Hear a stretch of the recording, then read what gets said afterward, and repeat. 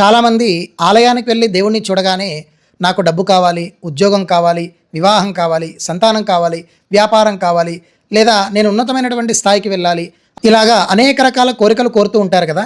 మరి నిజంగా భగవంతుని చూడగానే అసలు ఏ కోరిక కోరుకోవాలి, మరి ఏ కోరికని భగవంతుడు త్వరగా నెరవేరుస్తాడు, శాస్త్రం దీని గురించి ఏం చెప్పిందో చాలా క్లియర్గా తెలియజేస్తాను. వీడియో చివరి వరకు చూడండి.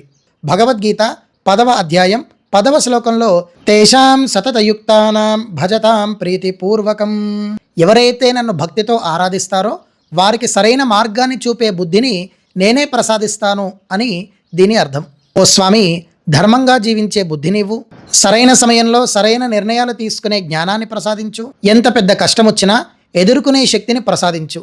ఈ 3 కోరికలే కోరుకోండి, ఖచ్చితంగా స్వామి నెరవేరుస్తాడు. ఉద్యోగము, వివాహము, సంతానము, వ్యాపారము, ఇతరత్ర ఏవైనా సరే ఏ సమయంలో మనకివ్వాలో మనకంటే ఎక్కువగా భగవంతుడికే తెలుసు. ఇలాంటి విషయాలు మనం ప్రత్యేకంగా భగవంతుడిని అడగాల్సిన అవసరమే లేదు. నేను రాత్రికి రాత్రే కోటీశ్వరుని అయిపోవాలి, సమాజంలో నేనే గొప్పగా బ్రతకాలి అని ఇలాంటి కోరికలు కోరుకుంటే భగవంతుడు ఎప్పటికీ తీర్చడు కదా, కనీసం మీ వైపు కూడా చూడు. ధర్మపరమైనటువంటి కోరిక కోరుకోండి, ఖచ్చితంగా భగవంతుడు మిమ్మల్ని అనుగ్రహిస్తాడు. మరి మీలో ఎంతమంది భగవంతుని చూడగానే కోరికలు కోరుకుంటారు? కామెంట్ చేయండి. మరొక ధర్మ సందేహానికి శాస్త్ర ప్రమాణాలతో సమాధానం చెప్పడానికి మరొక వీడియోతో మీ ముందుకు వస్తాను. అంతవరకు ఛానల్ని సబ్స్క్రైబ్ చేసుకోండి. జై శ్రీమన్నారాయణ.